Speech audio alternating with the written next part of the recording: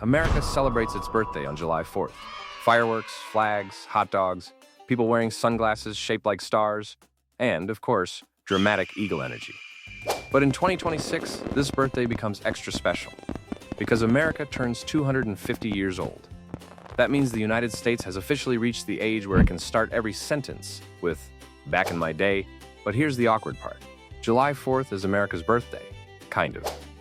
Because history, as usual, looked at a simple celebration and said, what if I made this unnecessarily complicated? Most of us know the simple version. The colonies were ruled by Britain. The colonists got annoyed. Someone wrote a very intense breakup letter. Everyone signed it on July 4th. Fireworks happened. Freedom appeared. Bald eagle landed dramatically on a flagpole. Beautiful story. Very cinematic. Also, not exactly how it happened. The real story is less like a movie climax and more like a group project, where everyone is arguing, someone is rewriting the document, someone is worried about treason, and one guy is absolutely convinced the party is supposed to be on a different date. Here's the first twist. The Continental Congress actually voted for independence on July 2nd, 1776, not July 4th, July 2nd. That was the day the colonies formally agreed, yes, we are doing this. We are leaving Britain. And John Adams was thrilled. He wrote to his wife Abigail that July 2nd would become the great anniversary celebration. He imagined parades, games, bells, bonfires, and illuminations from one end of the continent to the other. Basically, John Adams predicted the 4th of July, but for the wrong day. He was historically correct and socially ignored, which is honestly one of the most relatable founding father moments. So if July 2nd was the vote, what happened on July 4th? That was the day Congress adopted the final wording of the Declaration of Independence. In other words, July 2nd was the decision. July 4th was the announcement. Think of it like this. July 2nd was when the group chat agreed to break up with Britain.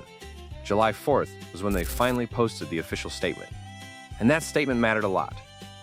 Because the declaration was not just a dramatic letter saying, "Dear King George, it's not us, it's you." It was a public explanation of why the colonies believed they had the right to separate. It turned a political decision into a message that could be printed, shared, read aloud, argued over, celebrated, and feared. Now here comes another myth. A lot of people imagine all the founding fathers gathering on July 4th, taking turns signing the declaration in one dramatic moment while someone whispers, "History is happening." But no, not everyone signed it on July 4th. In fact, the big formal signing of the parchment copy began later. So the famous image in our heads, all these men neatly signing the birth certificate of a country, is much cleaner than reality. The actual process was slower, messier, and full of risk, because signing that document was not like signing a birthday card. It was more like putting your name on a document that said, "Hello, British Empire. Please find attached treason." And even after the declaration was adopted, America did not instantly become a stable country. There was no sparkle effect, no loading screen that reached 100%, no eagle-shaped confetti cannon that legally created a government. The war continued for years. Britain did not read the declaration and say, "Fair enough, best of luck with the new nation." No! The British Empire was still powerful. The colonies were still vulnerable. And the future United States was still more of a bold idea than a finished country. So July 4th was not the moment everything became simple. It was the moment the colonies made their argument public and accepted that there was probably no going back. So why does July 4th still matter? Because even if it was not the exact voting day, and even if it was not the instant birth of a fully functioning nation, it became the date attached to the public declaration of a powerful idea. The idea that governments should answer to people. The idea that colonies could become something else. The idea that a group of people could write down their argument against empire and send it into the world. Now, of course, those words did not apply equally to everyone at the time. That is part of the complication, too. The Declaration used huge language about liberty and equality, while the country itself still had massive contradictions, exclusions, and injustices. That makes the story more complicated, but it also makes it more important, because America has spent 250 years arguing with the promises written into its own origin story.